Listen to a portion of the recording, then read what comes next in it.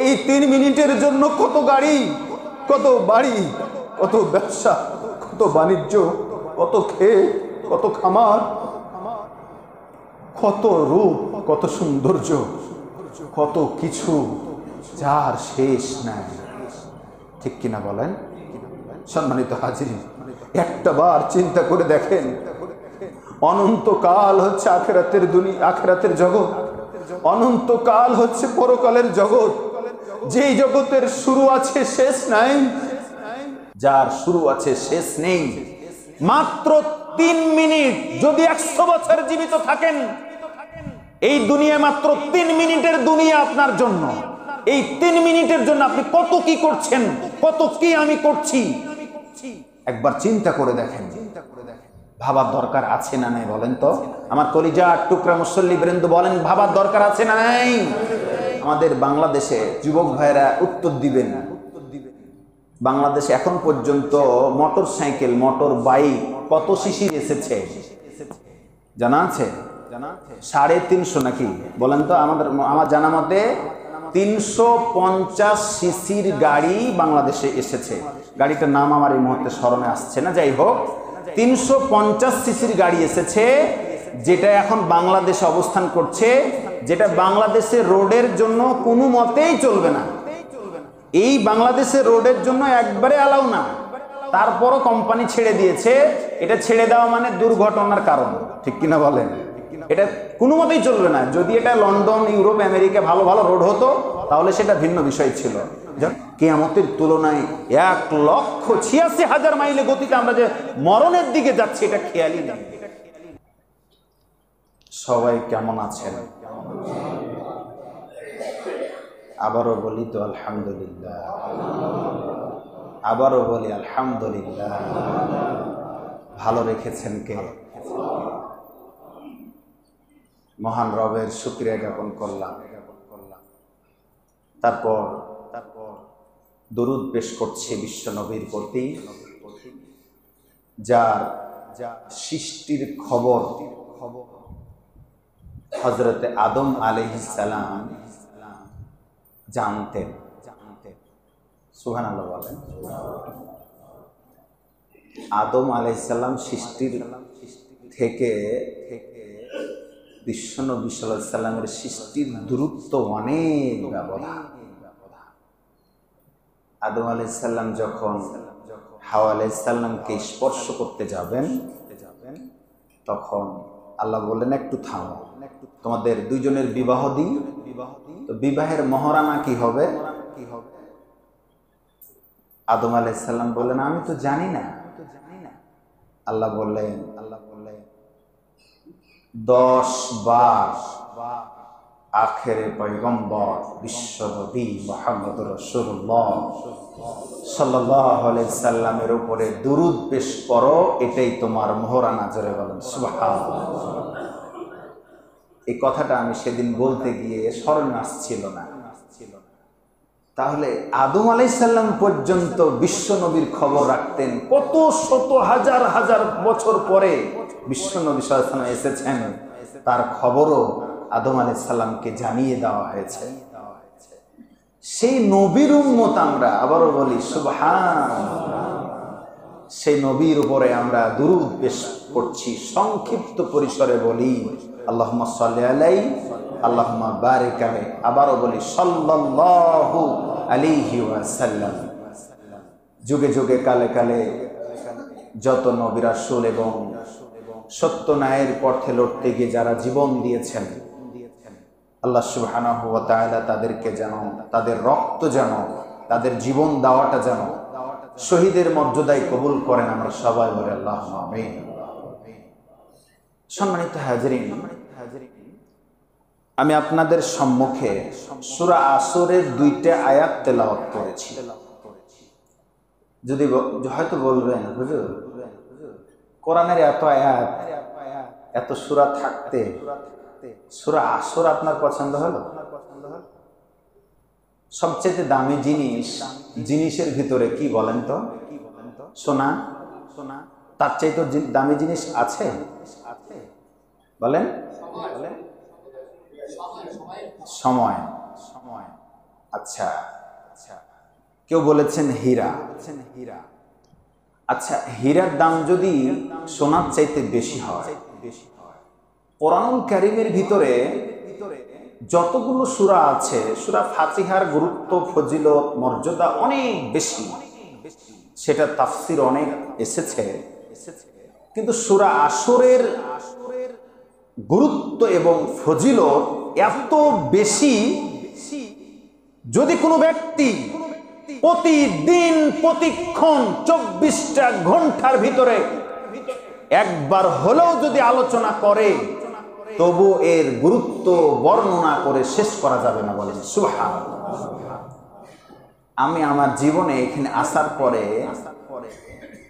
আমার একটু একটু মনে পড়ছে, এই সূরা আসরের আলোচনা একটু মনে করেছিলাম, খুব বেশি করতে পারি নাই, অল্প একটু করেছিলাম, মাঝখানে আর করা হয় না।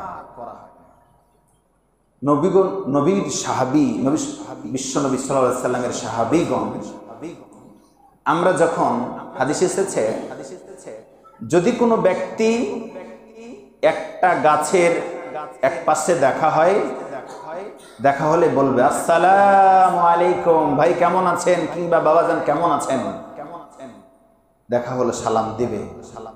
ওই ব্যক্তিটাই গাছটার আরেক পাশে যে যদি দেখা হয়, আবার বলবে আসসালামু আলাইকুম, ভাই কিংবা বাবাজান কেমন আছেন। সালামের এত গুরুত্ব, সুবহানাল্লাহ বলি না? তাহলে সালাম যেমন একটা গাছের আড়ালে এক গাছের এক পাশে দেখতে পেলে যেমন দিতে হয়, আরেক পাশে দেখা হলে আবার দেওয়ার কোনো দোষ নেই। সূরা আসরটা এতটা গুরুত্ব সাহাবীগণ দিতেন, আজারে বাজারে বাড়িতে গলিতে যেখানেই দেখা হতো, সেখানেই সূরা আসরটা তেলাওয়াত করে সূরা আসরের শিক্ষাটা স্মরণ করিয়ে দেওয়া হতো। আল আসর ইন্নাল ইনসানা লাফি খুসর, জোরে বলেন সুবহানাল্লাহ। কি আছে আর ভিতরে? মন চায় মাঝে মাঝেই আলোচনা করা দরকার। আমার তো মনে হয় বছরে অন্তত একবার হলেও করা দরকার, ঠিক কিনা বলেন? আপনারা কি বলেন? বছরে একবার হলেও করা দরকার, অন্তত একটা জুমা বছরে একদিন হলেও করা দরকার। অনেক গুরুত্ব। সম্মানিত কলিজার টুকরা আমার মুসল্লি বৃন্দ, মনে কিছু নিবেন না, একটা বছরে একবার হলেও করা দরকার। আমি তো অনেকদিন পরে, আমি তো খুবই বেশি করি না, অল্প কিছু করেছিলাম, আজকে নতুন ভাবে আবার নতুন শিক্ষা নিয়ে একটু করবো। পারি তো আজকে শেষ হবে না, আবার হয়তো আর সামনে জুমা যদি লাগে তো লাগো। সম্মানিত হাজরিন, মনোযোগ যদি দেন তাহলে কিছু পাবেন আশা করি। সূরা আসর, আপনাদেরকে কয়েকটা প্রশ্ন করতে চাই। সূরা আসর নাম, মক্কায় অবতীর্ণ, মোট আয়াত 3টি, রুকু 1টি, শব্দ 14টি, হরফ বা অক্ষর হচ্ছে 77টি। এটি ধারাবাহিকতার দিক দিয়ে 103 নাম্বার সূরা। বলেন তো সূরাটির নাম কি? কোথায় অবতীর্ণ? মক্কায়। মোট আয়াত কয়টি? 3টি। কত নম্বর সূরা? 103। শব্দ কতটি? 14টি শব্দ। অক্ষর কয়টি? 77টি। এই হচ্ছে এই সূরার তথ্য বলি। সম্মানিত হাজরিন, এই সূরাটির ভিতরে বিষয়বস্তুটা এতটাই গুরুত্বপূর্ণ, মানুষের কল্যাণ এবং মানুষের ধ্বংস এর ভিতরে আলোচনা করা হয়েছে। 114টি সূরার ভিতরে ছোট ছোট যে কয়েকটি সূরা আছে, যেমন সূরা কাউসার, সূরা ইখলাস, সূরা আসর, ছোট ছোট সূরাগুলোর ভিতরে এটি একটি অন্যতম। কিন্তু ছোট হলে কি হবে? অনেক সময় বলা হয় ছোট মরিচের তেজ বেশি, ঝাল বেশি। 3টি মাত্র আয়াত, অল্প সংখ্যক আয়াত, কিন্তু এর ব্যাখ্যা, শিক্ষা, তাফসীর অনেক বেশি। এই সূরার বিষয়বস্তু হচ্ছে মানুষের কল্যাণ আবার মানুষের ধ্বংস। যেমন একটা গিলাসে, একটা গিলাস, সে যদি গিলাসটাকে মদ খাওয়া কাজে ব্যবহার করে তাহলে সে মদ খাওয়া কাজে ব্যবহার করতে পারে। আবার ওই গিলাসটা কেউ যদি মধু খাওয়া কাজে কিংবা পানি খাওয়া কাজে ব্যবহার করতে পারে, করতে পারে। বলেন তো এখানে কি গিলাসের কোনো দোষ আছে? গিলাসের কোনো দোষ নেই। দোষ হচ্ছে ব্যক্তির, সে কোন পথে ব্যয় করবে, কোন পথে গিলাসটাকে পরিচালিত করবে, সেটা ওই ব্যক্তির কাজ, দায়িত্ব হচ্ছে ব্যক্তির।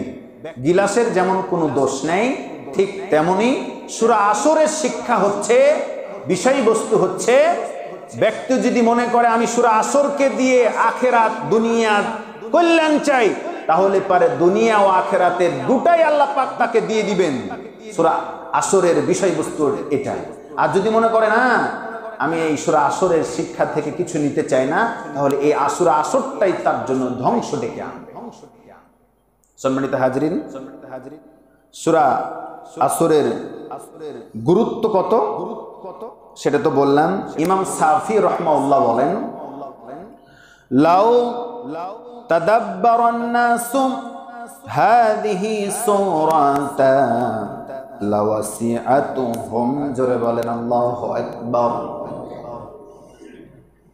তিনি বলেন যদি কোনো ব্যক্তি, কোনো নাস তথা মানুষ, যদি কোনো মানুষ, কোনো ব্যক্তি মনে করে এই সূরা আসর তার পরকালের জন্য নাজাতের যথেষ্ট মনে করতে চায়, তাহলে পারে দুনিয়া এবং আখেরাতে তার নাজাতের জন্য সূরা আসরটাই তার নাজাতের জন্য যথেষ্ট হয়ে যাবে। জোরে বলেন সুবহানাল্লাহ। কিছুরই দরকার নাই। যদি সূরা আসরটাকে মনে প্রাণে পড়ে, বিশ্বাস করে, আমল করে, মেনে চলে, আয়ত্ত করে, তাহলে পারে আখেরাত এবং দুনিয়া তার জন্য যথেষ্ট হয়ে যাবে, আর কিছুরই দরকার নেই। আবারও বলেন সুবহানাল্লাহ। সম্মানিত হাজিরিন, চলুন সূরা আসরে কি বলা আছে। ওয়াল আসর, সময়ের কসম। আমি আপনাদেরকে এখন একটা প্রশ্ন করতে চাই, যদি উত্তর একজন দিয়েছেন, এবার সবার কাছে প্রশ্ন করতে চাই, এই পৃথিবীতে সব চাইতে দামি জিনিসের নাম কি? সময়। জোরে বলেন কি? সময়। সবচাইতে দামি জিনিসের নাম হচ্ছে সময়। তাহলে আমরা এই সময়টাকে দামি জিনিস হওয়ার পরও হেলাই খেলাই অবহেলা করে কাটিয়ে দেয়।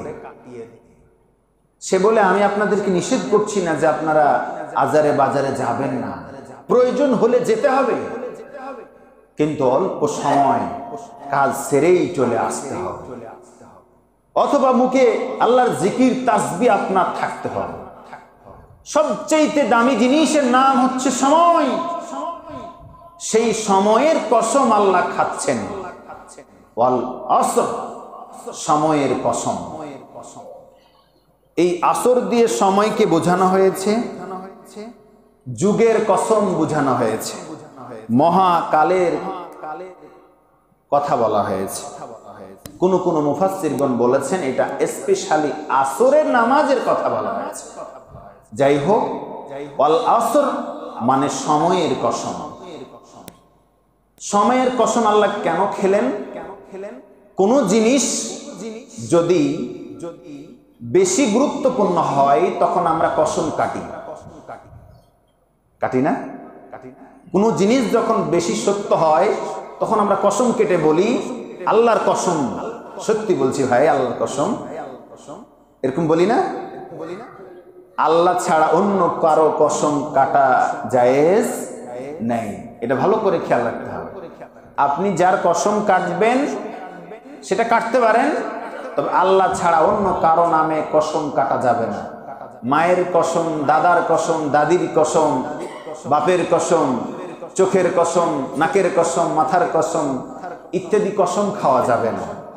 এটা এক সময় দাদা দাদা নারীরা মুখে শুনতাম, এগুলো করা যাবে না, এটা শিরকের গন্ধ পাওয়া যায়, এটা করা যাবে না। বরঞ্চ সত্য যদি হয় আল্লাহি বিল্লাহি এভাবে করে কসম খেতে হবে। যদি খেতে প্রয়োজন হয় আল্লাহর কসম আপনি খেতে পারেন যদি সত্য হয়। তাহলে আল্লাহ নিজে কসম খাচ্ছেন কিসের? অল আসর, সময়ের কসম কাটছেন নিজে। কেন খাচ্ছেন? কত গুরুত্বপূর্ণ বিষয় হলো আল্লাহ নিজে কসম কাটেন, যে সময়ের কসম। সম্মানিত হাজিরিন, সময়ের কসম। আমরা যে সময়কে করি হেলায় হেলায় কাটায়, জাহান্নামে যখন ব্যক্তিদেরকে, এক শ্রেণীর ব্যক্তিদেরকে দেওয়া হবে, তখন তাদেরকে জিজ্ঞেস করা হবে জাহান্নামে কেন? তখন তারা অনেকগুলো কারণের ভিতরে বলবে আমরা সময়টাকে গুরুত্ব দিতাম না। জোরে কন্যা বিল্লাহ, সময়কে গুরুত্ব দিতাম না, হেলাই হেলাই কাটাইতাম, সময়কে অবহেলা করতাম, সময় গুরুত্ব দিতাম না। সম্মানিত হাজিরিন, সময়কে গুরুত্ব না দেওয়ার পিছনে সূরা আসরের তাফসীর ব্যাখ্যা লিখবার জন্য ইমাম রাজি রাহমাতুল্লাহ আলাইহি ব্যাখ্যা লিখবার জন্য বের হয়েছেন। মনোযোগ আছে তো? মনোযোগ আছে সবার? ইমাম রাজি রাহমাতুল্লাহ আলাইহি সূরা আসরের তাফসীর লিখতে যাবেন, মাথায় কুলাচ্ছে না, কি লিখবেন কি লিখবেন, এমত অবস্থায় বাইরে বের হয়েছেন। হঠাৎ করে দেখতে পেলেন এক বরের বিক্রেতা। জোরে কোন কি বিক্রেতা? জোরে বলেন না, কি বিক্রেতা? বরের বিক্রেতা। বরের বিক্রেতা সন্ধ্যা, সূর্য ডুবো ডুবো ভাব, সন্ধ্যা লেগে যাওয়ার উপক্রম হয়েছে। বরের বিক্রেতা গ্রামবাসী কাস্টমারকে ডেকে ডেকে বলতেছেন, লোকজনকে ডেকে ডেকে বলতেছেন, হে আমার ভাইয়েরা বাপজানেরা, কে কোথায় আছো?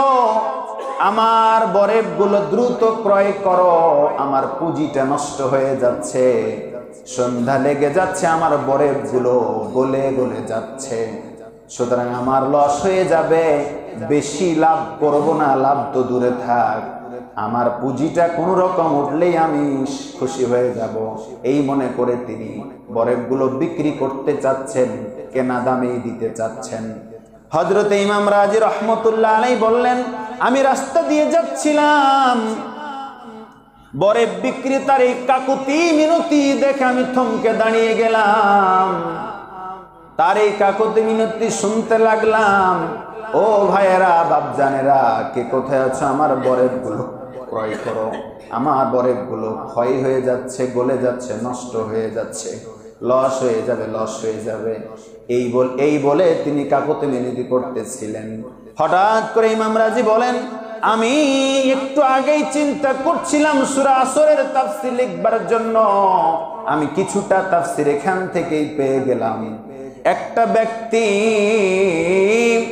যেমন তার ব্যবসার পুঁজি গলে যাওয়ার জন্য পেরেশান হয়ে যায়, ঠিক তেমনি সূরা আসরের শিক্ষা হলো, তাফসীর হলো, জীবন, মানুষের জীবন থেকে এক এক করে সময়গুলো এভাবেই গলে গলে যাচ্ছে। কথা বলেন ঠিক না বেঠি? জীবন থেকে সময়গুলো গলে যাচ্ছে, চলে যাচ্ছে। আহা, কিভাবে সময়গুলো গলে যাচ্ছে, চলে যাচ্ছে। সূরা আসরের এটাই তাফসীর। বরেব যেমন গলে গলে গলে গলে নষ্ট হয়ে যাচ্ছে, ঠিক তেমনি আমার জীবন থেকে সময়গুলো আস্তে আস্তে করে গলে যাচ্ছে, নষ্ট হয়ে যাচ্ছে, চলে যাচ্ছে। আমাদেরকে সময়কে গুরুত্ব দিতে হবে। তিনি আরো বলেন, আমি অলের দিকে তাকিয়ে ঘড়িটার দিকে লক্ষ্য করে দেখলাম, যেই ঘড়িটা প্রতিনিয়ত 24 ঘন্টা সেকেন্ডের কাটা, মিনিটের কাটা, ঘন্টার কাটা চলতেই আছে না নাই? আছে না নাই? সামনের দিকে তাকায় দেখেন, ঘড়ি আছে না? এই যে ঘড়ি, দেওয়াল ঘড়ি, অথবা এই যে এখন ডিজিটাল ঘড়ি হয়ে গেছে, একটু তাকিয়ে থাকেন, 10টা সেকেন্ড তাকিয়ে থাকেন কিভাবে চলতেছে। 1 2, 3, 4, 5, 6 করতে করতে সেকেন্ড, প্রতি সেকেন্ড চলতেছে। চলতে চলতে 60 সেকেন্ডে হয় 1 মিনিট, 60 মিনিটে হয় 1 ঘন্টা। এভাবে করতে করতে করতে করতে 24 ঘন্টা পর পর একটা দিন হচ্ছে। প্রতিদিন করতে করতে করতে 30 দিনে হয়ে যাচ্ছে 1 মাস। এভাবে দিন ক্ষণ আমাদের মাস থেকে 12 মাস পার হয়ে যাচ্ছে, 1 বছর চলে যাচ্ছে, 12টা বছর চলে যাচ্ছে, মানে একটা যুগ চলে যাচ্ছে।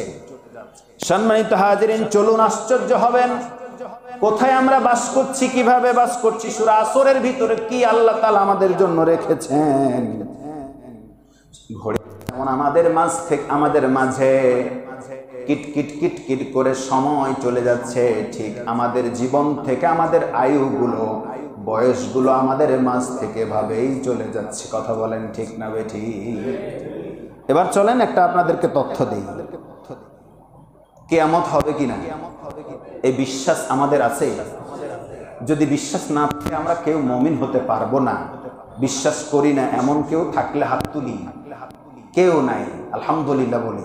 তার মানে কিয়ামত যে হবে, আমাদের এই বিশ্বাসের জায়গায় কারো ঘাটতি নাই।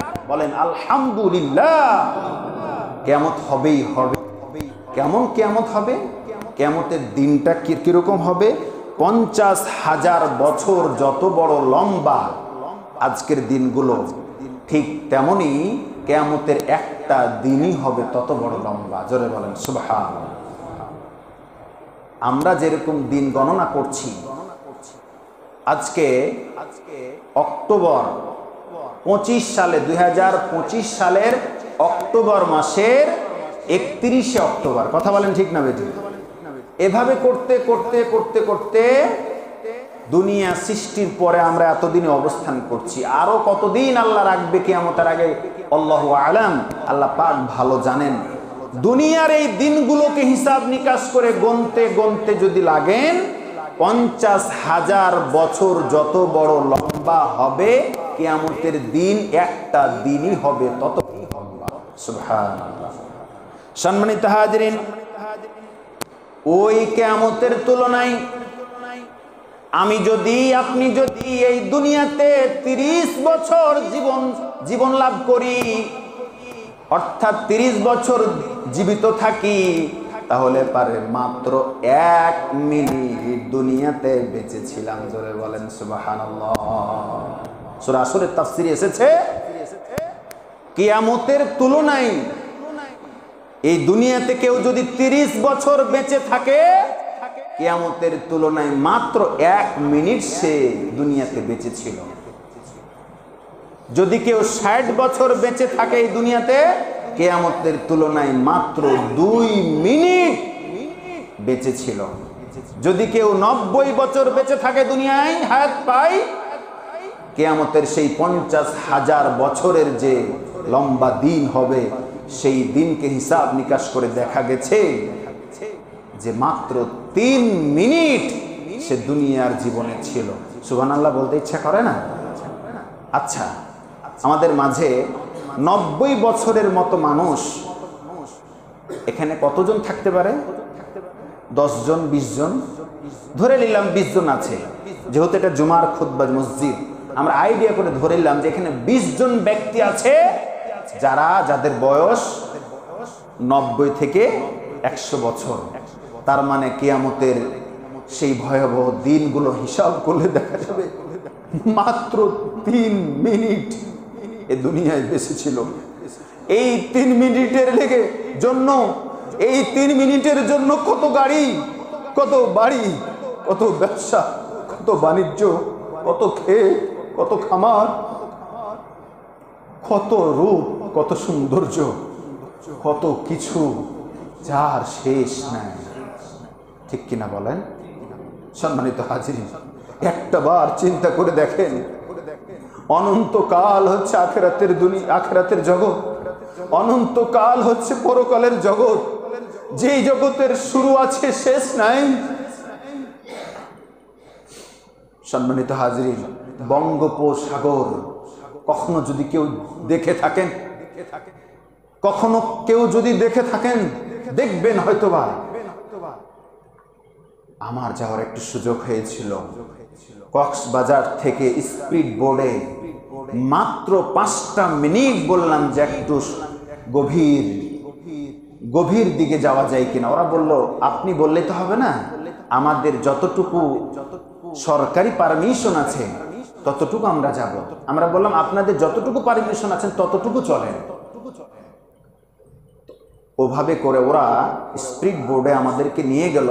4 জন আমরা বন্ধু ছিলাম, মানে 4 জন আরো আলেম ছিলাম। তাদেরকে নিয়ে আমি হিসাব করে দেখলাম 5টা মিনিট স্পিড বোর্ডে আমাদের গভীর সমুদ্রের দিকে নিয়ে গেলেন। নিয়ে যাওয়ার পরে এতটা ভয় কাজ করছিল যার কোনো শেষ বলে কিছুই দেখতে পেলাম না। আমি আপনাদেরকে উদাহরণটা এই জন্য দিলাম, মহাসমুদ্র বঙ্গোপসাগর যেটা বাংলার কোন দিকে, পূর্ব পশ্চিম উত্তর দক্ষিণ দিকে অবস্থিত, পূর্ব দক্ষিণ কোণে অবস্থিত, যেই মাত্র 5টা মিনিট চলতে না চলতেই চোখ ঝালাপালা হয়ে গেল, আর কোনো সীমানা দেখতে পাওয়া যায় না। যেদিক দিয়ে এসেছি সেই দিকটাও খুঁজে পাচ্ছি না যে কোন দিকে যাব। তাদের যে অভ্যাস হয়ে গেছে সেজন্য হয়তো তারা অভ্যাস হয়ে যাওয়ার কারণে তারা আবার ব্যাক আসতে পারলো। আমি বুঝাতে চাইলাম যার শুরু আছে শেষ নাই। এটা দুনিয়ার জিন্দেগিতে সমুদ্রের ভিতরে মাত্র কয়েক মিনিট যেতে না যেতেই যদি আমরা দিক হারিয়ে ফেলি, তাহলে চিন্তা করে দেখেন পরকাল তথা পরকাল তথা কিয়ামতের দিনগুলো কেমন হবে। যার শুরু আছে শেষ নেই। মাত্র 3 মিনিট, যদি 100 বছর জীবিত থাকেন, এই দুনিয়া মাত্র 3 মিনিটের দুনিয়া আপনার জন্য। এই 3 মিনিটের জন্য আপনি কত কি করছেন, কত কি আমি করছি, একবার চিন্তা করে দেখেন। ভাবার দরকার আছে না নাই বলেন তো? আমার কলিজার টুকরা মুসল্লি বৃন্দ বলেন, ভাবার দরকার আছে না নাই? একটাবার আকল খাটান, বিবেক খাটান। আপনাদের জন্য আমি সূরা আসরের শিক্ষা নিয়ে, ব্যাখ্যা নিয়ে একটু আলোচনা করছি। ওয়াল আসর, সময়ের কসম, ইন্নাল ইনসানা লাফি খুসর। এখনো দ্বিতীয় আয়াতে যায়নি, ওয়াল আসরের ভিতরে আছে। ওয়াল আসর, সময়ের কসম। সম্মানিত হাজিরিন, আরেকটা তথ্য আপনাদেরকে দিব। সেই তুলনায়, কিয়ামতের তুলনায় আমরা 1,86,000 মাইল গতিতে আমরা মৃত্যুর দিকে দৌড়াচ্ছি। সুবহানাল্লাহ। আচ্ছা, আমাদের বাংলাদেশে যুবক ভাইরা উত্তর দিবেন, বাংলাদেশে এখন পর্যন্ত মোটর সাইকেল, মোটর বাইক কত সিসির এসেছে জানা আছে? 350 নাকি বলেন তো?